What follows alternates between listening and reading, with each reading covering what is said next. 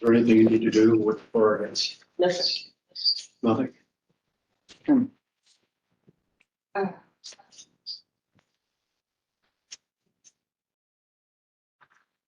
Where it says attendees, we have three, whoever they are. Yes, are we linked speakers? Is that why we're getting that feedback? I think you've got a speaker on that. Your phone's will be good. Yours. Did you sync these two?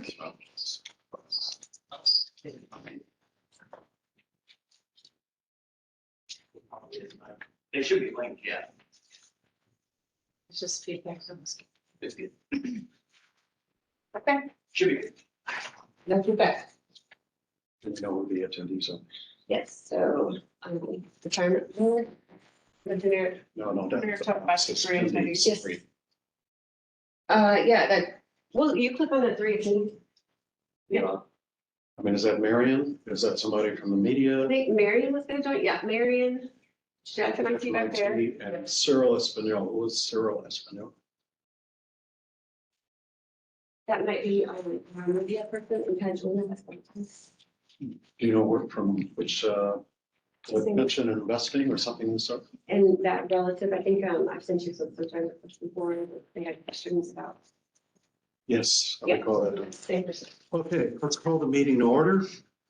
We will have a roll call noting that Tony Waskowitz could not be with us today because he is in the air right this moment flying to Cleveland for a client meeting. He could not switch. And after the formal roll call, according to process and ordinance or whatever, we have to take a vote to accept his explanation for absence. All right, roll call, please. Yes, sir. Peppy Finn, Yes. Brian Hanson, No, Paul Hamel. Brian is no longer a member of the board. Paul Hamel. Here. Lieutenant Colonel Gerald Moore. Here. Sharif Mansuri. Here. Jody Patterson. Here. Anthony Waskowitz. Milton Wilkins. I'm here, Vicky Frederick. body and soul. And I'm here, Matt Livingston. Okay, very good. Approval of the minutes. First item on the agenda for the board meeting on May 23rd, as well as for the closed board meeting on May 23rd. And there are no minutes, obviously, because it was closed. But nevertheless, may I have a motion to approve the minutes of the regular board meeting? Motion. Second. Jerry and Paul. Thank you. All in favor, say aye. Aye. Any opposed? Okay, so far we're cooking with gas. Now, what are we supposed to do with Maggie, the closed minutes? You can vote to approve them if you want. You don't have to. but you can vote to. Well, if we don't have to, we don't need to. Mhm. All right. Then we won't. That's why it's closed. All right, the next item on the agenda is approval of the retirement benefits for civilians. I think I counted up 15. Is that correct? Yes, sir, we have 15 civilians and locals. For police. Any controversy on the 15 civilian requests? None. May I have a motion to approve the civilian requests? So moved. Second. Okay, Paul and Jerry. They're taking turns. All those in favor, say aye. Aye. Any opposed? Okay, the four police requests. Motion. Second. As I said before. Right, Aye. all those in favor, say aye. Aye. Oppose? None. No, well, that's good. That's marvelous. Okay, applications for death benefits, civilian.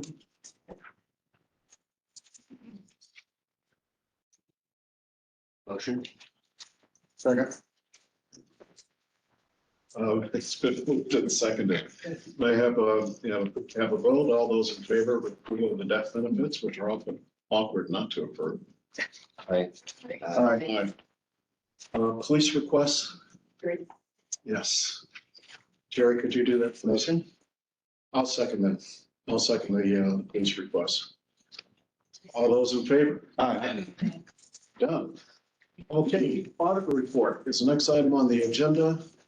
For the benefit of our new board members. No, did you say you wanted to vote on Anthony's or is it? Oh, matter of fact, we actually have to vote to approve. Sorry.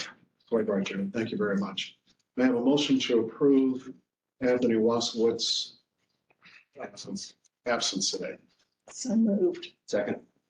All those in favor? Aye. Very. All right, the audit report for the benefit of the new board members. Our auditor, or the auditor for the plan, is the same as the auditor for St. Louis County as a whole. What he does for the plan is simply a part of that. And therefore, we'd like to hear from our auditor, who is on the screen right there. I'm Milt Wilkins, and I'd like to hear from you. Well, good morning, everybody. Hopefully you can hear me okay. Thanks for having me. My name is Adam. Turn up the volume a bit. And can you hear me okay? I can hear you just fine. You got me okay? Yeah. Okay.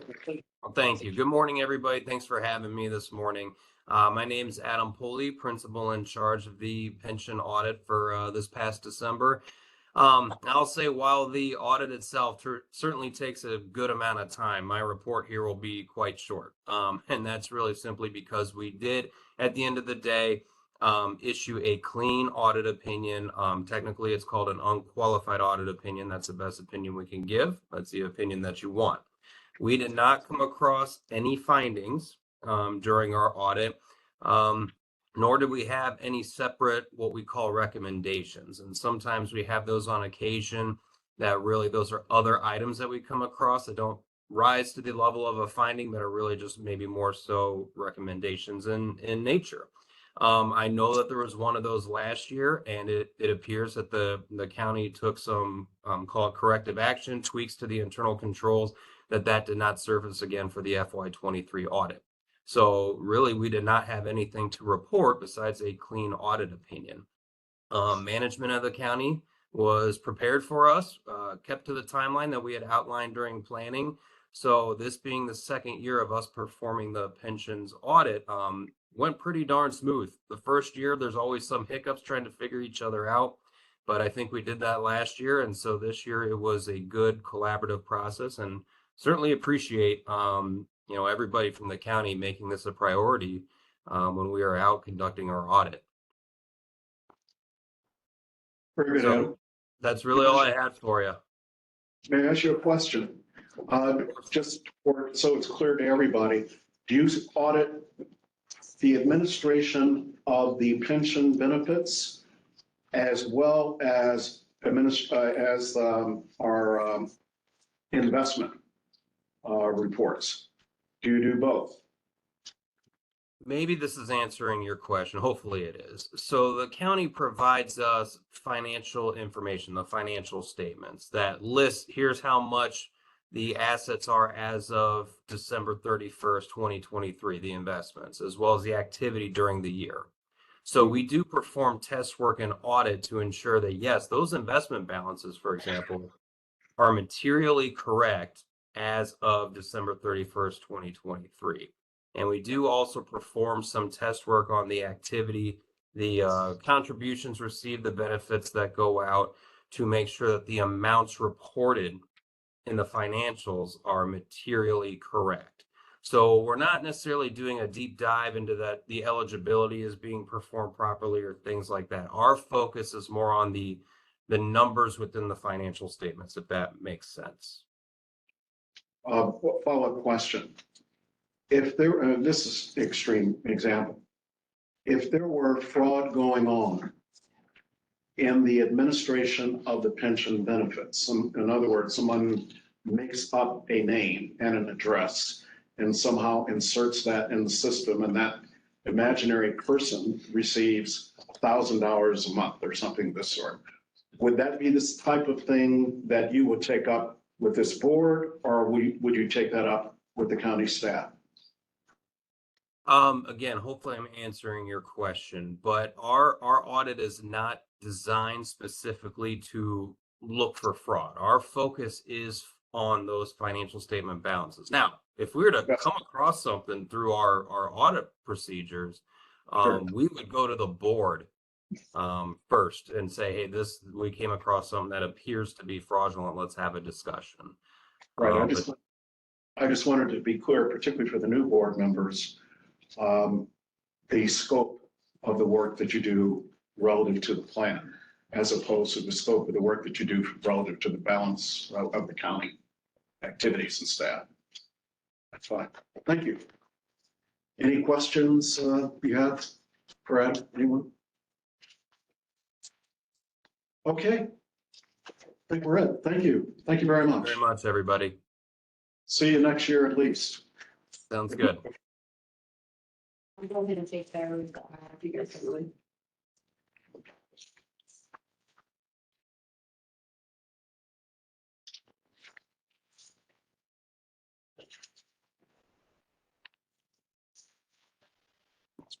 All righty.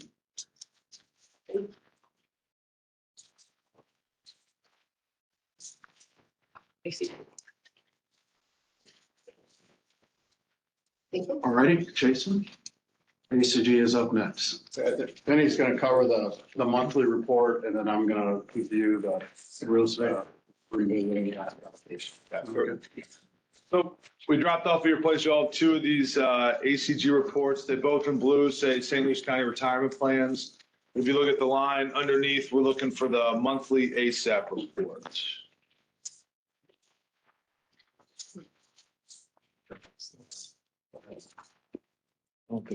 This was, This one right here, yes.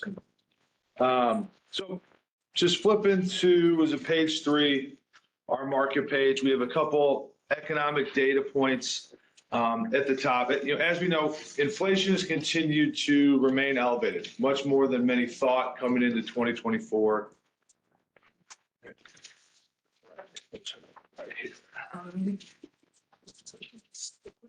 No, you're good. And so we did see a little bit of drop in that in May, went from 3.8 to 3.6. So trending a little bit tick in the right direction. But again, Fed's target still is 2%. The Fed met in May. Of course, they met in June as well. And they've continued to hold their interest rates, what they control, the federal fund rate, steady. The market is projecting they will cut 1 to maybe 2 times this year. Really, the big point I want to make on that, rewind the calendar to the start of the calendar year in January 1st, people were expecting 6 interest rate cuts. So here we are not halfway through the year and they're thinking 1, maybe 2. And in fact, that's that graph we've included here in the bottom right-hand side of the page. Just, interest rates really driving discussion in the markets besides AI, which we'll talk about in a second. And so what we're graphing here is this is what our central bank, the Federal Reserve, relative to the Bank of England, their central bank, then the ECB over in the Eurozone, what their interest rate level is. And this goes back starting at the end of 22. So we know in 22, pretty much central banks across the globe, particularly us here in the Fed, shot rates up. They increased, made a few hikes kind of, into 2023. For the last about year, they've held them steady. And then what you're seeing in these dotted lines going down is this market expectations. Again, they do think rates are going to start to fall a little bit. The market does, but rather slowly. Of note, the ECB, the first one of this group that actually did cut interest rates here in June. So kind of the first of these major central banks to not just put a pause on rate hikes, but actually start cutting. So all this put together in May, if you look at the top left-hand side of the page here, Fed holding rates steady and then actually seeing a little bit of drop in inflation was a really positive month in the markets. So looking at returns, our equity indices, the 4 ones we follow, U.S. large cap, small, developed, international, EM, we're all positive for the month of May. And that's that dark blue line of these. And particularly the U.S., both the S&P 500 and the Russell 2000 small caps are up about 5% for the month. You can see EFA index positive, and actually interest rates went down a little bit, so bond prices rose in the month of May. Year to date overall, so we're 5 months into the calendar year of 2024, and it's certainly been a very strong environment from an equity standpoint. You can see particularly here in the U.S. with the S&P 500. This is, we're looking at the lighter blue lines here on the left-hand side of the page. That's returns for the first 5 months of the year. S&P U.S. large cap up over 11%. Again, really driven by this handful technology stocks, really the market's desire to own AI. That said, U.S. large cap grabs the headlines, But international markets actually continue to be pretty positive. You look at the EFA index, Eurozone, Japan, up 7% through the first 5 months of the year.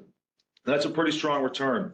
Even emerging markets up about 3.5% through just 5 months of the year. Again, you extrapolate that out for a full year, that's a pretty solid return. The one area we've seen that's actually fallen off a little bit, core fixed income, which certainly what we own, you can see exposure with the Treasury, the Barclays Agg are actually to the negative side year to date. Again, that's as rates have actually kind of throughout the year ticked up a little bit, going back to that expectation earlier in the year that they would drop quite a bit. And then the one thing that's not on this page, real estate. So the benchmark again that we track is the Odyssey. It's a combination of about 25 different core real estate managers. They report quarterly. So the first quarter of the year, they were down about 2.5%. We know real estate certainly really protected the portfolio in 22, took some of its lumps certainly in 23. That's certainly continued here into 24. But also we think, they're getting close to taking a lot of that medicine is our managers, certainly looking to, continue to help diversify the portfolio going forward. So that was a quick update on the markets through May, just where our portfolio sits. If you flip to page 4, we're going to talk about asset allocation again here in a minute. But it's very important for us, Pepe, especially, and Sharik, as you know, as newer board members, we reevaluate our asset allocation every year. This is what drives our performance, determines our success going forward. So just looking at really kind of the 3 key areas of our portfolio between equity, fixed income, real assets. We have a target in our portfolio to 63% equity. We're slightly above that, 64.5. Very, very close. This 4th column, this over under target, you can see everything is pretty close. Within fixed income, we're slightly below. And again, a lot of this has to do with, if you remember, right at the end of the first quarter, we rebalanced about $25 million of the portfolio from equity to fixed income as we had gotten overweight in some of the strong returns to add back to fixed income. And then And just to add to that, over 120 plus million has come out of large cap in the last year.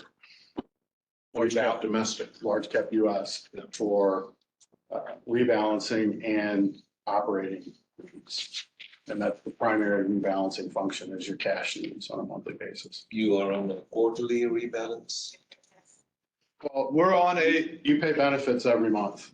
So De facto, it's we're raising cash every month. So it's a monthly rebalance, Yes, for cash needs to pay benefits. automatic monthly rebalance to the target. no, not necessarily. So every month we pull cash out to pay benefit. So for instance, we started the year with about 225 million in US large cap. We pulled out about 50 million so far here in the first 5 months. Half of that, about 25, 30 million, has come just from cash flow needs for the plan. Every month there is 4 or 5 million that we need to So pull. you really from the pull plan. no cash. So And you every think month, if you did not need cash, you would not rebalance, is that what you're saying? But you always need Why cash. don't you explain the bands around the target? Sure. Because we don't rebalance typically unless we're approaching or have exceeded. Except for cash needs, Mhm. which is every month. So you had asked last month that we add the policy language, and you see that on this page. The policy has ranges around the broad asset classes. There's not ranges at the sub-asset classes, but there's this language in the footnote that is directly from your policy.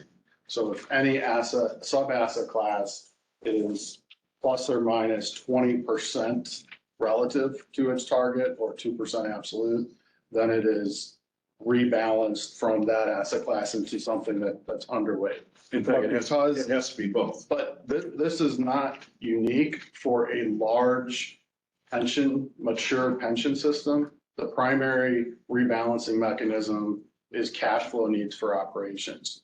And so every month, the county needs to somewhere between 4 and let's say 5.5 to 6 million, depending on capital calls for private equity. But most of that is benefit payments. And we raise that from what is overweight and liquid. And so Vicki will ask, I need 4.5 million this month. So take it from X, which is what's overweight. And really for the last 18 months, that longer, primarily that's been US Life. Yeah. So the plan holds no cash in terms of money and money market funds, anything highly liquid.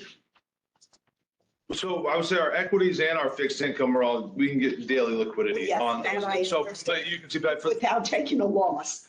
Let me rephrase the question. There's no target to cash in the Okay. strategic asset allocation. Okay. That was Cash the is fleet question. in any event. Right. There may be cash at some one. Right. The manager might have some That's a cash. fleet. It was $3.3 million at the end of, Right, so- this month, but that's fleeting. right. And again, we use that again every month. That goes to pay some out. And usually we have to pull some more cash from the portfolio.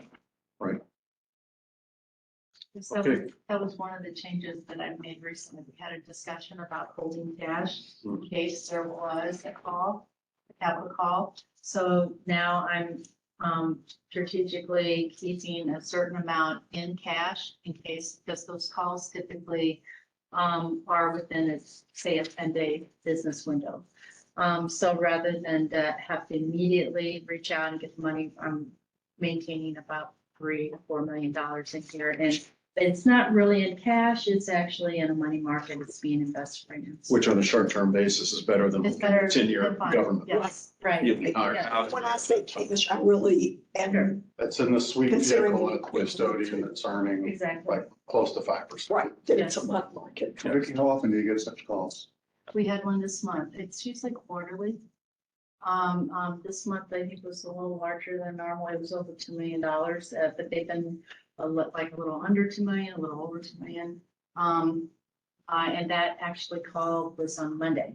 So got the information last week, call was on Monday, and it was funded.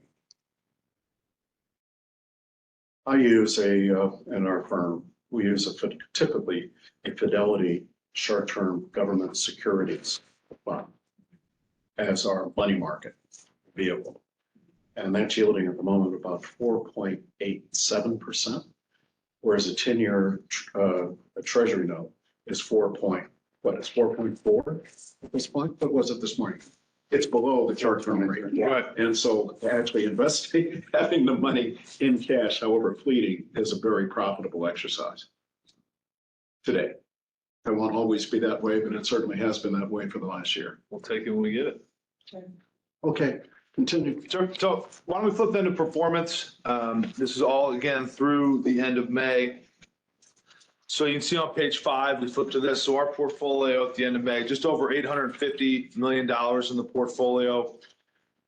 Again, we comparing ourselves here to 2 different indices. So our strategic policy index, this is that I showed you on the previous page, 63, 22, 15, 63 public equity, broken up as we are between the US and international, 22 fixed income, 15 real estate.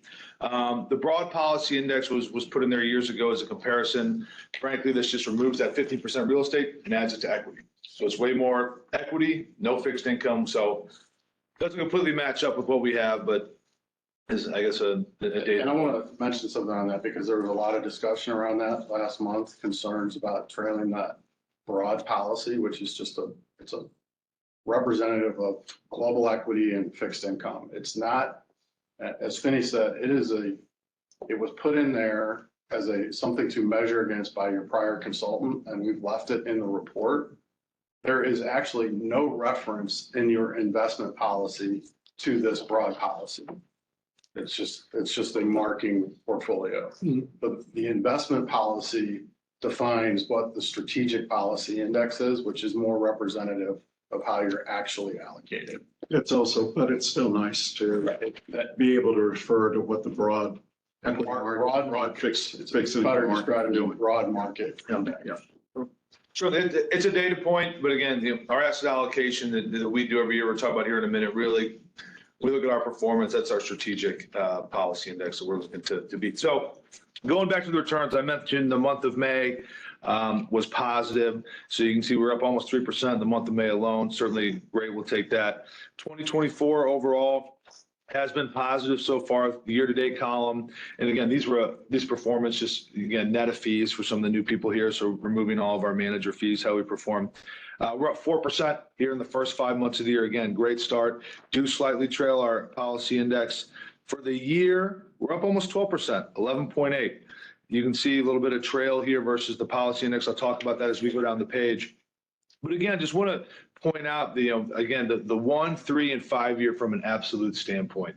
Again, talking about the volatility in the marketplace, kind of talking about how our portfolio is designed to kind of over time, certainly to be there and prepare. So we're up almost 12% over the last 12 months. You add the previous 2 years to that, and that's a 1.6 annualized return. It is below our strategic policy index, but even our strategic policy index is up under 3. You had the 2 years prior to that, we're back up to 8.3% on an annualized basis return. You can see about 50 basis points. It's a per year number ahead of our policy index. So again, certainly we've experienced some volatility, no doubt about it, in the marketplace for the last 5 years. The last 10 years, Actually, 2022 was the year. 2022 particularly, yeah. All the other volatility was positive volatility, the kind we want. 2022 was horrendous. I mean, overall, 2020, there were some down periods in there, but overall the year was positive. But certainly we've experienced some volatility, no doubt about it. And the 10-year number from an absolute perspective, you can see markets actually, again, because of 22, particularly down a little bit over the 10 years, but you can see we're up almost 6.9%, 30 basis points annualized net of fees ahead of our benchmark. So I figured I'd just go down, take a minute or two, go down, really kind of focus on the year-to-date column, the 1 year column, look at our composites to see how we performed and explain a little bit here.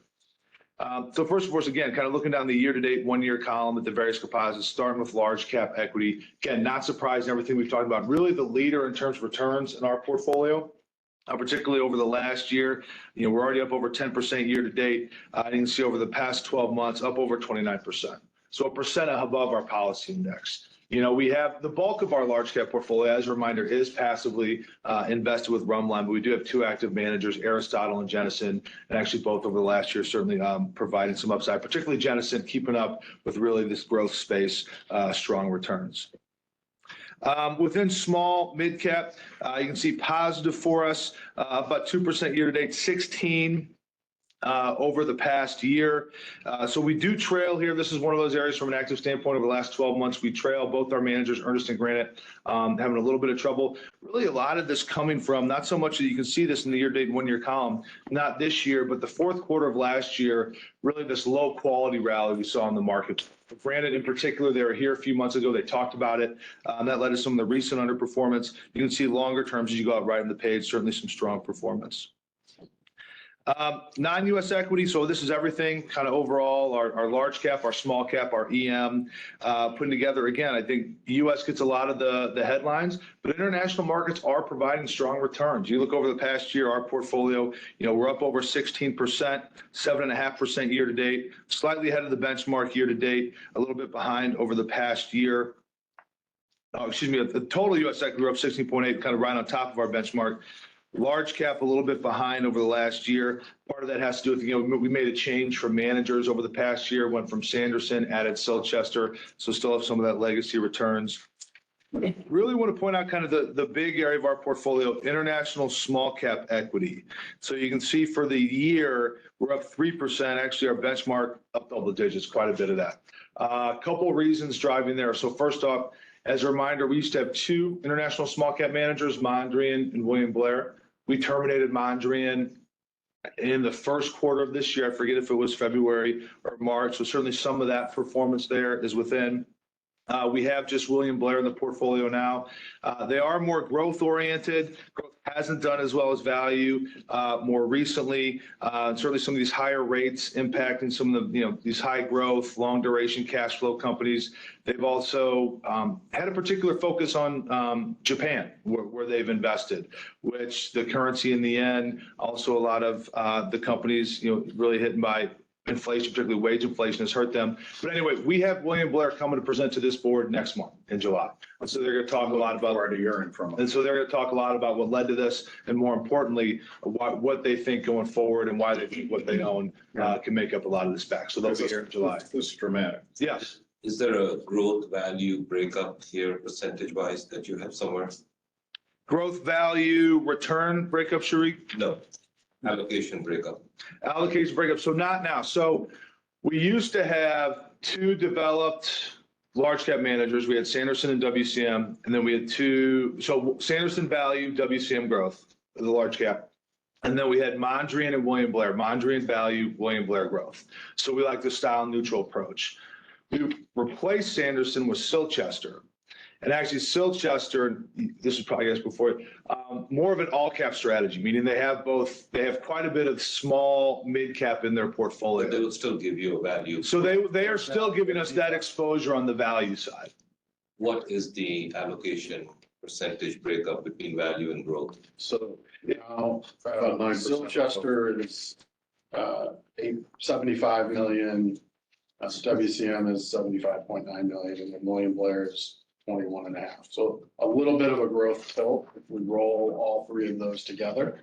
And that's one of the reasons why we indicated when we replaced Mondrian with,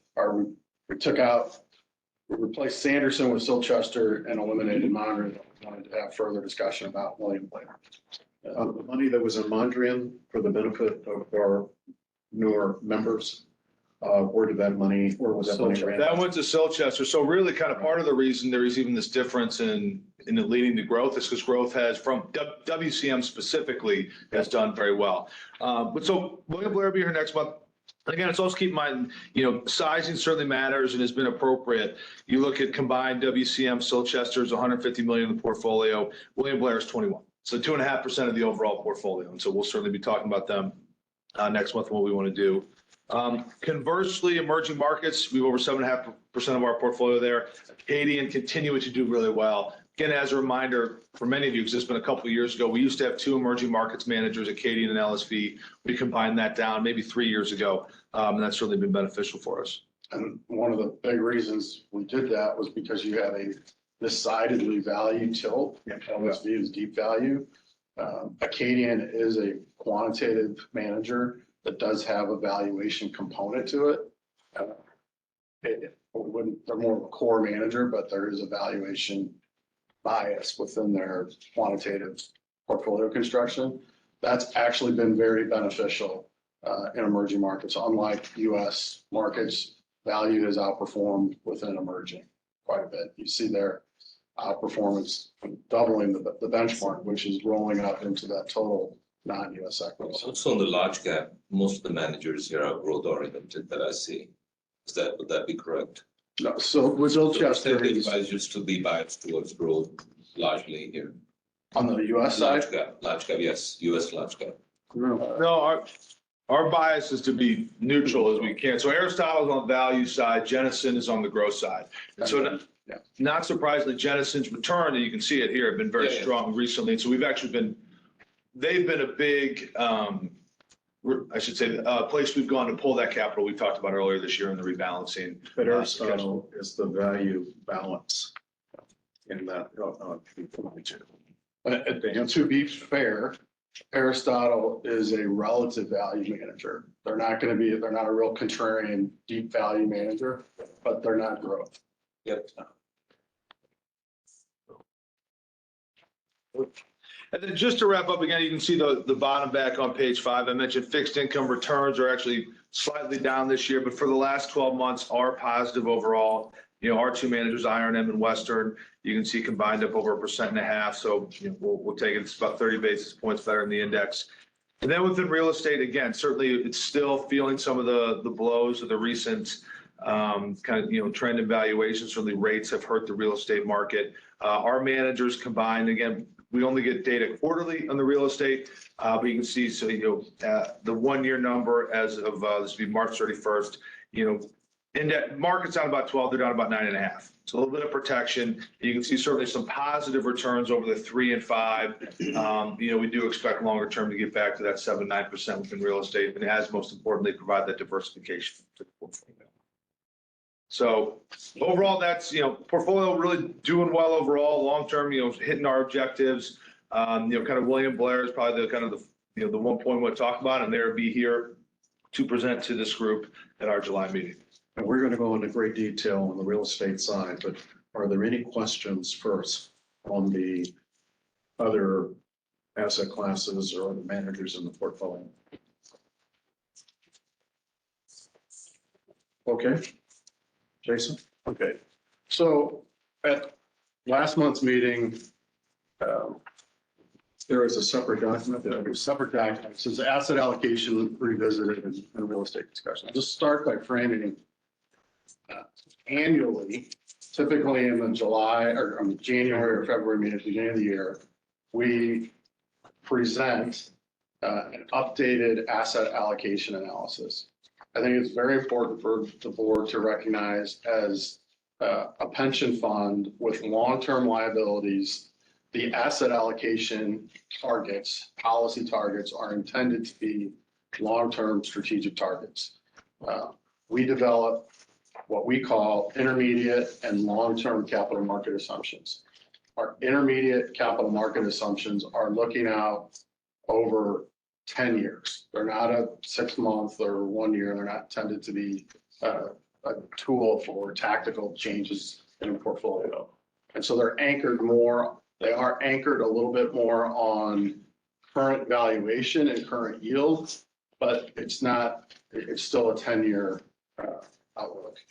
And it is a median expectation. We know when we do asset allocation, there is ranges around these estimates. We're not saying you're going to get this page that Becky has up on the screen. These are the medians for each asset class, but there's a range around that. The long-term capital market assumptions are anchored more on very long-term historical. And when the exercise of asset allocation is to go through and say, okay, when we put this portfolio together and we have this much in US large cap, this much in small cap, this much in fixed income, this much in real estate, over time, over a 10 to 20 year time period, what is the probability that we're going to achieve our target rate of return? Currently, your actuarial assumed rate of return is 7.25%. And so we want a portfolio that has a reasonable likelihood of achieving that, recognizing that there is going to be significant probability of short-term declines in the portfolio. And I say that to have your question about, we have things that, well, we're not going to lose money. We have diversification in the portfolio, but we know there is, no matter what we do, if we want to have a reasonable likelihood of getting a 7+% return, there's at least a 20% probability that in any 1 year we could be negative. We could be flat to negative in return. We've had those periods, but over time, we're trying to drive for that. So in January, we revisited the asset allocation, and this year, there weren't significant changes to the capital market assumptions. Last year there was, because rates went up so much, interest rates went up so much. This year, the intermediate assumptions didn't move a whole lot. That said, if we go back 2 years, 3 years, 4 years, the probability of a 7.25% return based on our 2024 capital market assumptions is much greater than it was if we went back 2 years ago. When in the rearview mirror, the portfolio, that 6.8% return that Finney pointed out, you might say, well, the last 10 years, we're only up 6.8%. But if we looked at this 2 years ago, we were up closer to 10% on a 10-year basis because we were at a market high. Interest rates were at bottoms and equity valuations were very high. Still, US equity valuations are still fairly high, but interest rates are much better, which is a positive for pension funds. So at the last meeting, there was just some questions that came up around real estate. And I think it really emanated from, I was explaining relative performance relative to peers. And one of the things I pointed out was relative to other public pension funds. If we look at a universe of hundreds of public pension funds, most of which are much smaller than you all, the median allocation to real estate is 8%, a little over 8%, where your target allocation is 15%. So right now, as we look at relative to peer group performance, the more you have in real estate, that's the worst performing asset class, you're not gonna look as good as peers. It wasn't intended to say we think we need to change real estate allocation, but it triggered that discussion because several new board members. And even Brian, an older board member, was asking questions about it. So we came back just to show you a few things. And I will say, and I don't know exactly when the target to real estate went to 15%. It's been that way for a while, predated. And it's been more. Predates everybody on this board except you. Right.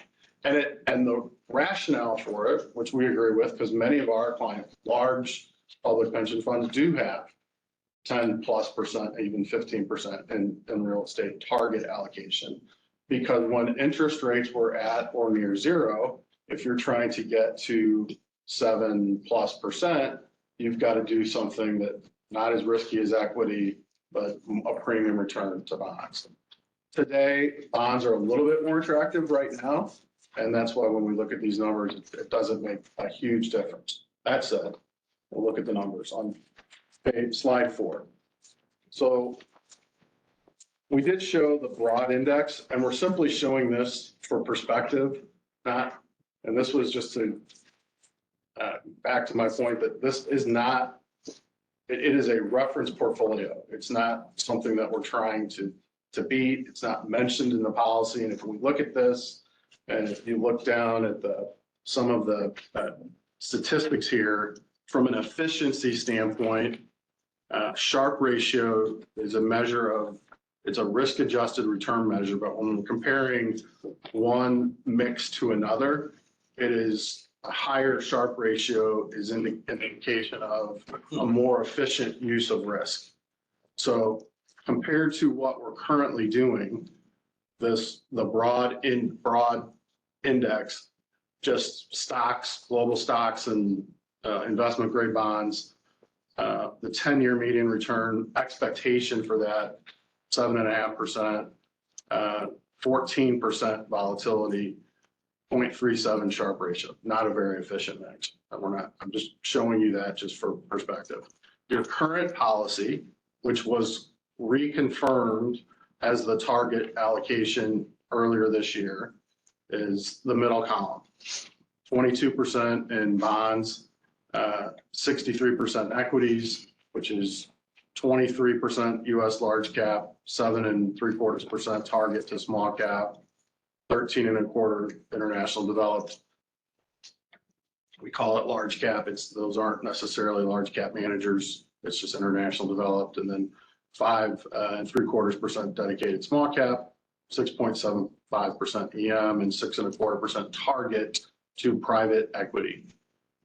Real estate is a 15% target, has been, and that is divided 10% core, which is Heitman and Reef.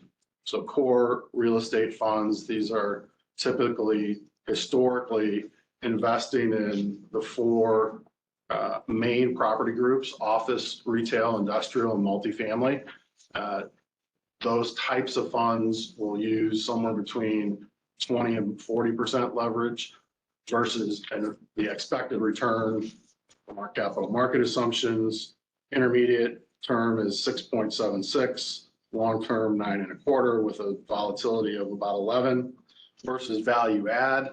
The PRISA 3 fund that you're in, that is what we would consider a value add fund. It is technically an open-end fund, meaning you can make redemptions on a quarterly basis. Although the structure of that fund's a little bit different, you can't make contributions on a quarterly basis. Generally, every 3 or 4 years, they come to market and they'll raise more capital for that fund. But that's value add, so they might take a little bit more either lease up risk, development risk, use a little bit more leverage, and potentially invest a little bit more outside of the 4 primary property groups. What might they be outside of those 4 property groups? Some examples. Data centers, self-storage, hotel. Really, it's Paul, it's more, might take a little bit more development, or not necessarily investing in the A-plus fully leased building. They might buy something that's a bit distressed. I remember you mentioned that last. Requires some work to be done to it. It's a little bit different risk reward, but it has a higher expected return and a little bit higher volatility.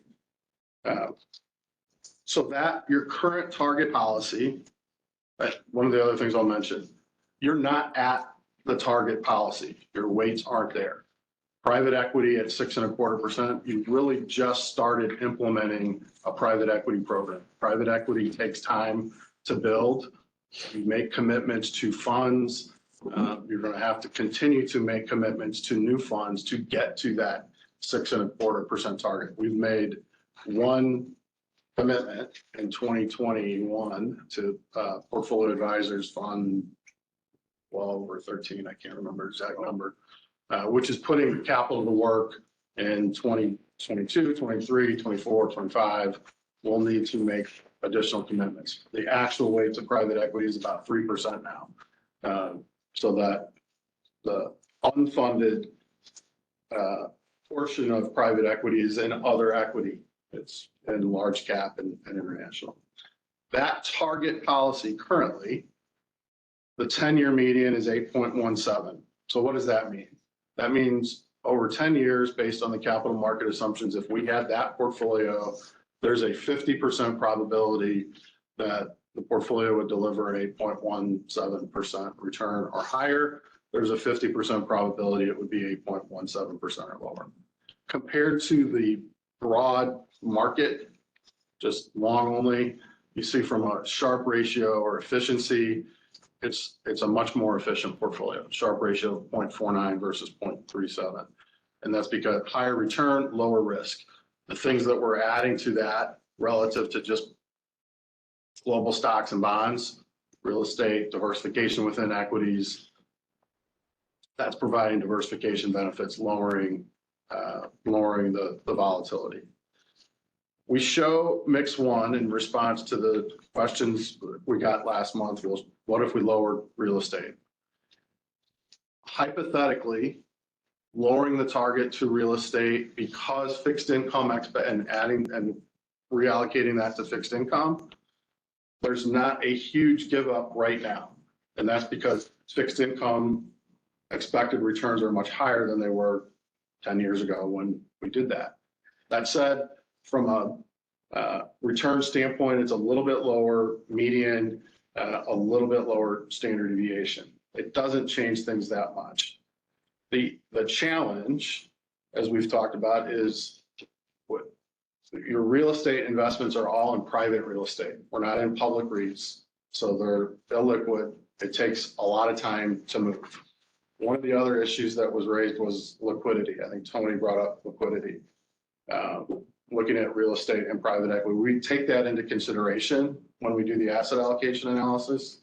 The liquidity breakdown here at the bottom of this page, your current policy targets, and you're not there. So we have more liquidity than this.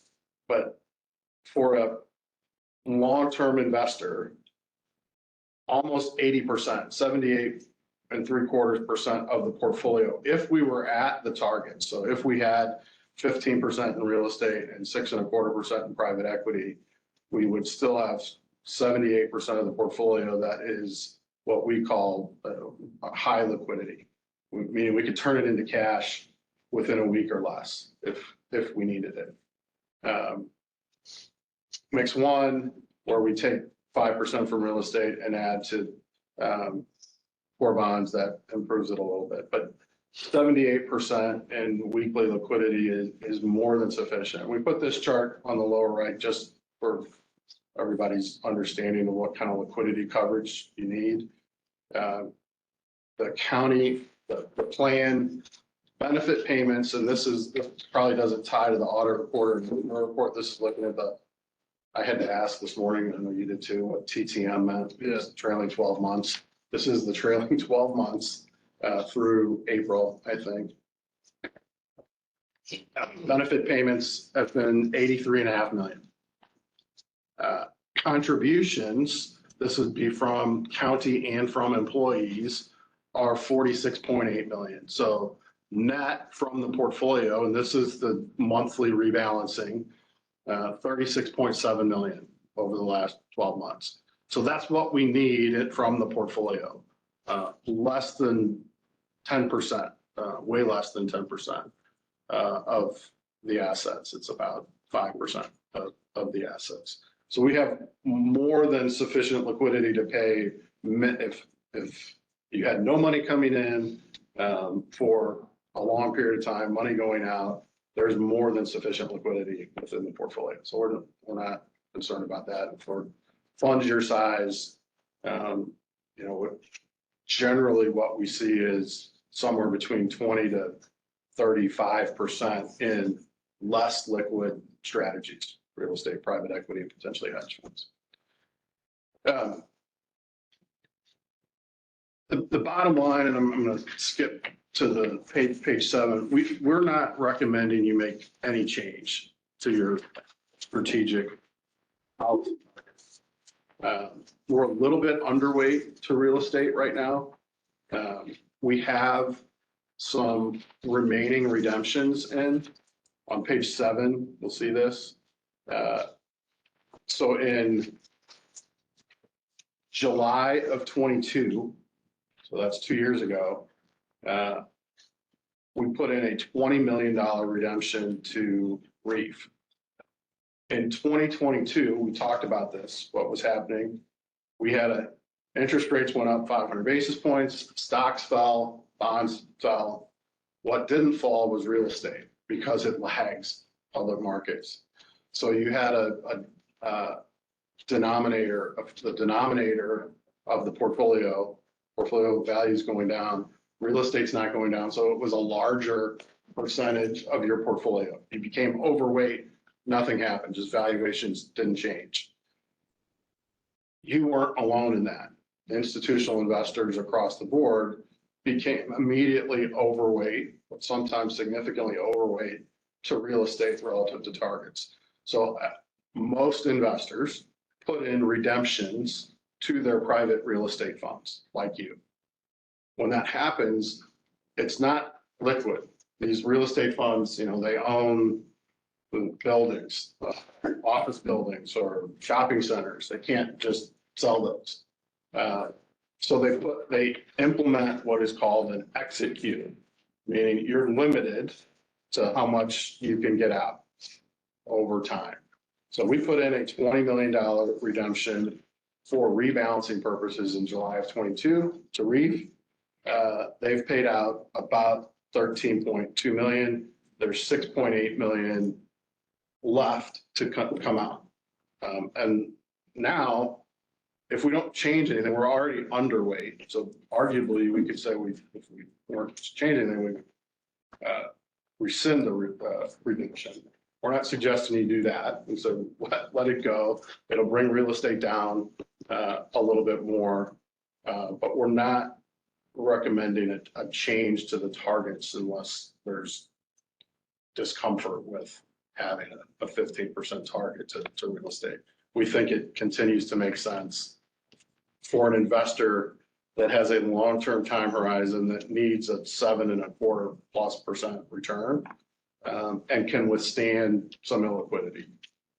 I think that was the nature around these questions. We wanted to put in what the queues were. Heitman and REEF both have ongoing queues. PRISA does not really have a queue. The challenge with PRISA is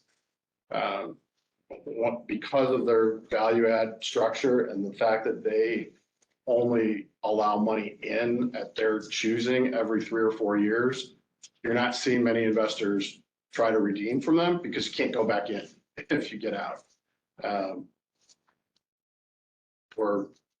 It's about a little over a third of our real estate assets now. Done well. So a lot of information. Our opinion would be not to change the targets, but we're not trying to rebalance back and just continue to let these redemptions flow through. I know just this week, we also stopped the reinvestment of dividends in PRISA. So that money will come back. we have, it's a different discussion around changing policy targets versus being a little bit underweight. So what we're doing is we're comfortable being a little bit underweight real estate, but not changing the policy target. Where are we again right now? We're at 14, 1412, I think. Yeah, 1412 versus 15 target. And you, 14.1 versus, 14.1 versus 15% target. Right. and we've got about another 6.8 in redemptions coming. Yeah.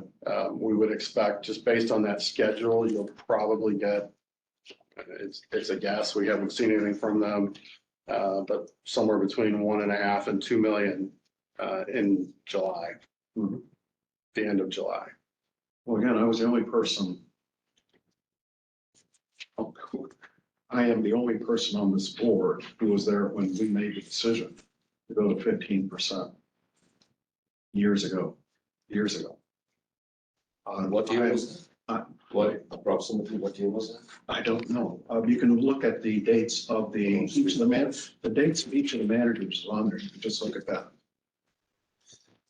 Hold on for a second. But I am somewhat disenchanted, having been burned now twice, both in 2008 and 9, as well as more recently. And there will be another crisis sometime in the future. I am simply much more comfortable with a 10% allocation of real estate, but I wouldn't take the 5 percentage points and put it in the fixed income. I'm comfortable with the 22% fixed income that we have right now. And if we had 5%, which we don't, it's going to take us a while to get it, even if we wanted to, I would just reinvest that in the equity portfolio. Because if Brian and I both sit on a board of a publicly traded REIT, traded on the New York Exchange, small, but we get a lot of insight as to what's going on. I think over the intermediate next several years, it's still going to be a tough go in real estate. Certainly in office, but it seems to be a relatively tough go in terms of appreciation and the other sectors as well. I'm not saying get out. I'm simply saying as a judgment, and a lot of this comes down to judgment. I would be more comfortable with having that additional 5 percentage points in equity, recognizing would still have 10% in a somewhat defensive equity vehicle called real estate, as well as in fixed income. So that's how I see it. But One of the I would ways like to hear it from everyone else as well. One way to if we change the target down to 10, we can't get to 10. I understand that. So Not in a while. deviate from the new policy for some time.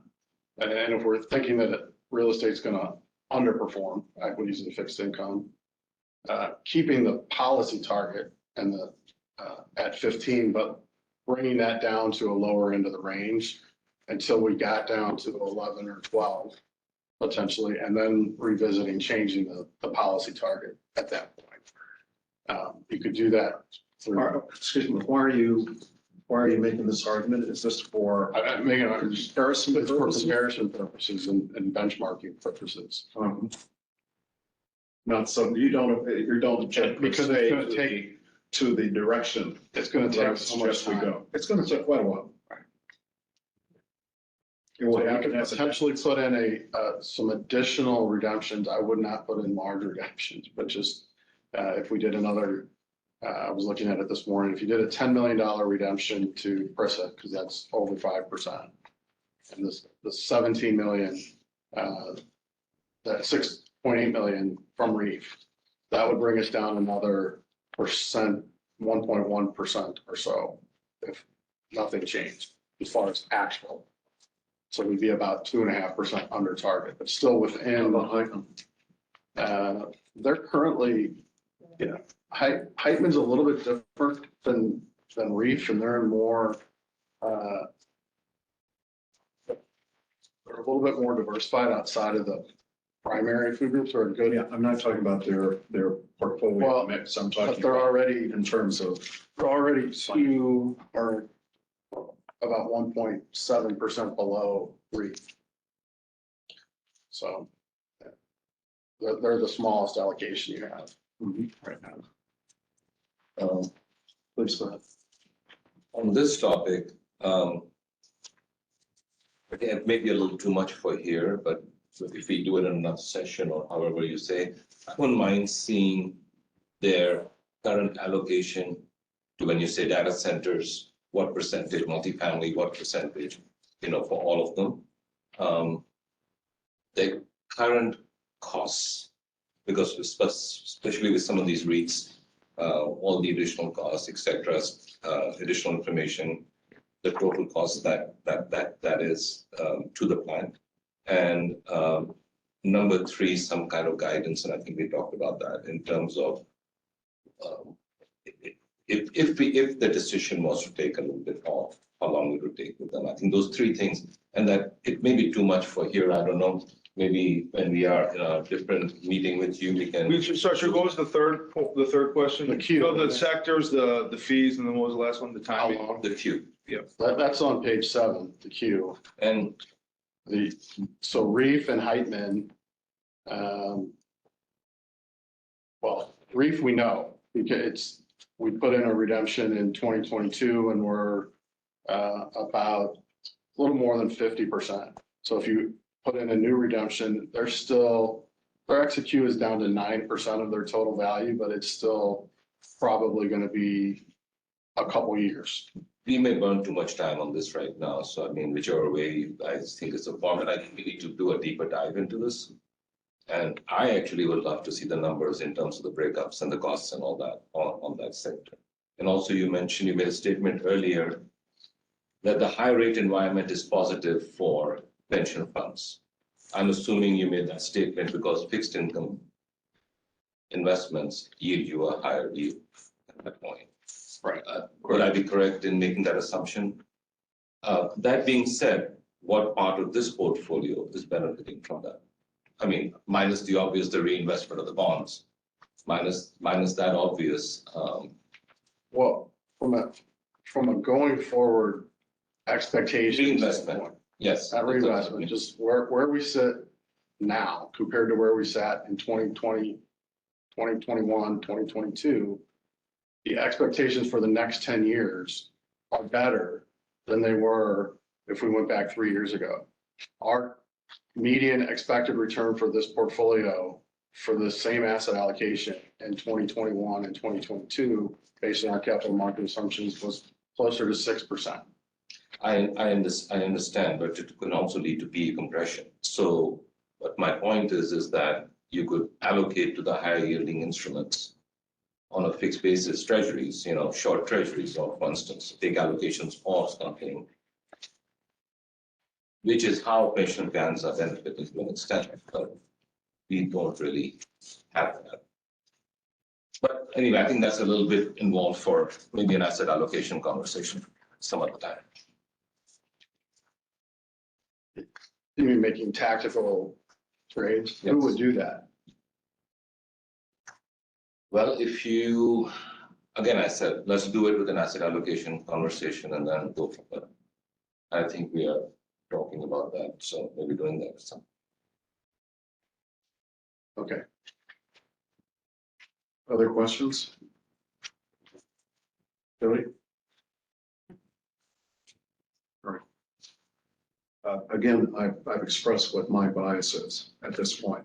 It's sort of moot because we don't have any cash coming in. But as cash comes in, we would definitely not be reinvesting in real estate.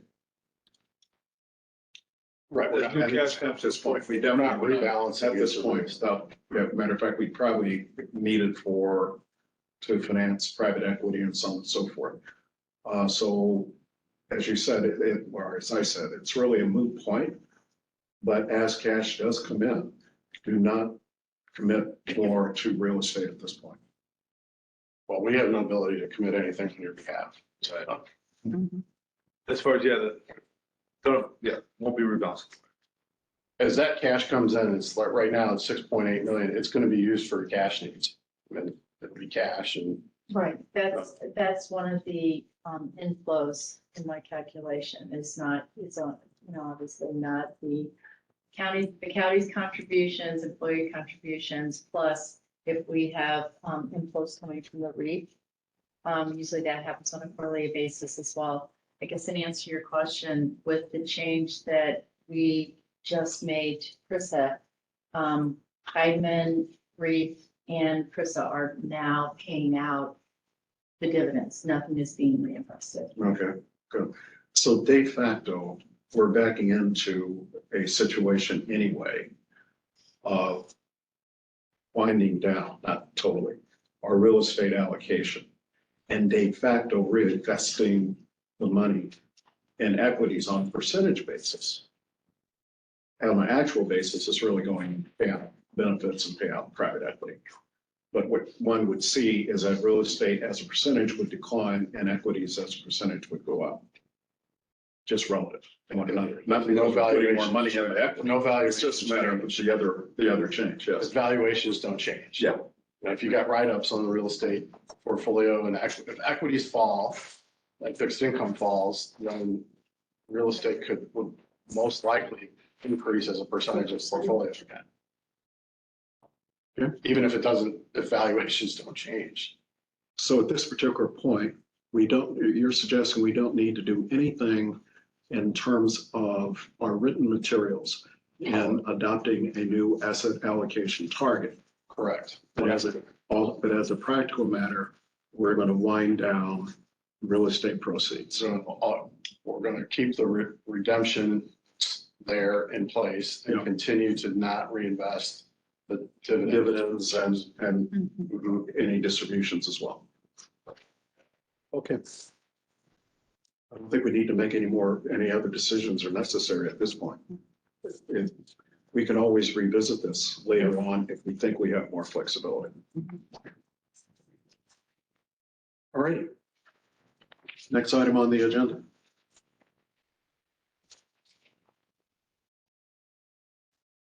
Other business. We're going to have a closed session in a few minutes, but other business? Okay, we have correspondence. 3 items. The audit report findings we've already heard. Mr. Hawkins' request is sort of moot at this point. And visitor comments. Do any of the attendees have any comments that they would like to make? Marion?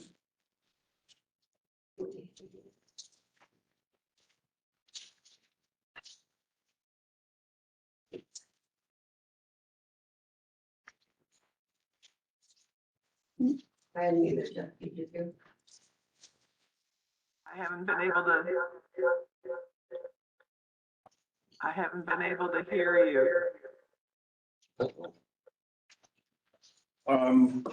Marion, can you hear me right this moment? I can hear you now. I had to call in because there's no sound on my computer from you. And your generic host could not fix it or close captions. I see. Well, we can hear you. Or do you have any questions or comments that you'd like to make at this time? Not today. Okay, thank you. Anyone else? Any other visitors?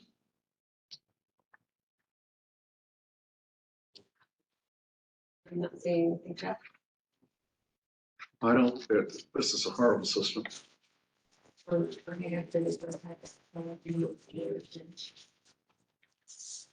Okay, So I did check on the other side. all righty, so that's Jeff's, Espinel is with the media. Calling user number 2. Do you have any, I don't know who that is. All right, Marion, yeah, and then. Marion is Yeah, separately. Yeah, sure, yes. Oh, and any, okay, good. Then we finish our visitor comments section.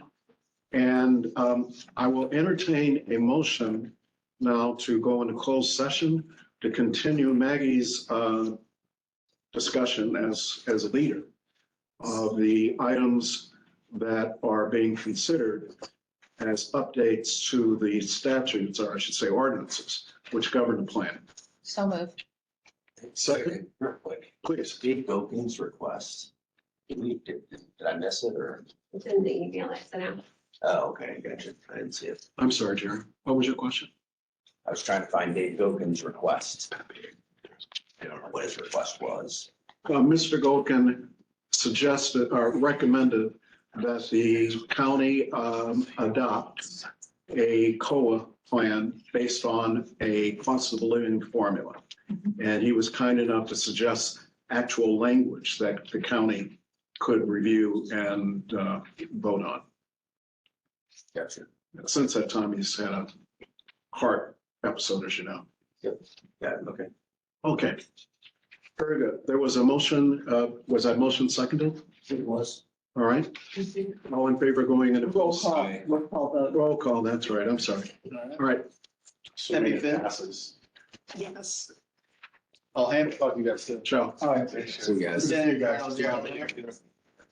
Sharif Ansari, Yes. Jody Patterson, Yes.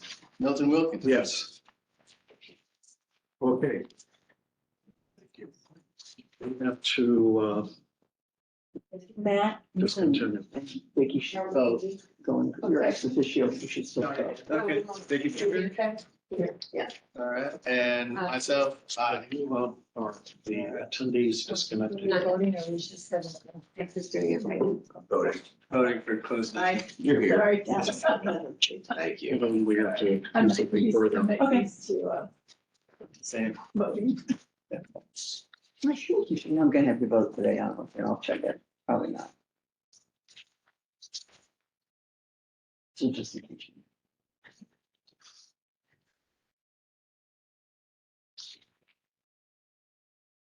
Call back and, you know.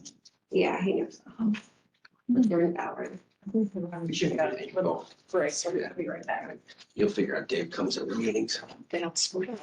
Yeah. He hasn't been here for a while.